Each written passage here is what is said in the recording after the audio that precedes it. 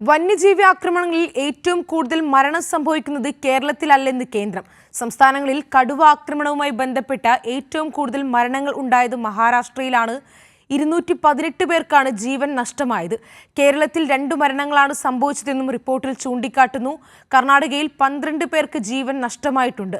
ആനയുടെ ആക്രമണം മൂലമുണ്ടാകുന്ന മരണങ്ങൾ കടുവയുടെ ആക്രമണത്തിൽ ഉണ്ടാകുന്ന മരണങ്ങളെക്കാൾ വളരെ കൂടുതലാണെന്നും റിപ്പോർട്ട് വിശദീകരിക്കുന്നു. 624 പേർ മരിച്ച ഒഡീഷയാണ് ഏറ്റവും മുന്നിൽ. ഈ കാലയളവിൽ കേരളത്തിൽ 102 മരണങ്ങൾ ഉണ്ടായപ്പോൾ കർണാടകയിൽ 160 പേർ മരിച്ചു. അതേസമയം കാട്ടുപന്നി ആക്രമണത്തെക്കുറിച്ചുള്ള വിവരങ്ങൾ ലഭ്യമല്ല എന്നാണ് കേന്ദ്രത്തിന്റെ വിശദീകരണം. മനുഷ്യ മൃഗ സംഘർഷങ്ങൾ ലഘൂകരിക്കാൻ ലക്ഷ്യമിട്ടുള്ള പദ്ധതികൾക്ക് കേരളം 1000 കോടി രൂപയുടെ ധനസഹായം ആവശ്യപ്പെട്ടിട്ടുണ്ടെന്നും കേന്ദ്രം അറിയിച്ചു. രാജ്യസഭയിൽ ഡോക്ടർ ജോൺ ബ്രിട്ടാസ് എംപിയുടെ ചോദ്യത്തിനുള്ള മറുപടിയിലാണ് കേന്ദ്ര വനം വന്യജീവി വകുപ്പ് ഇക്കാര്യം വ്യക്തമാക്കിയത്.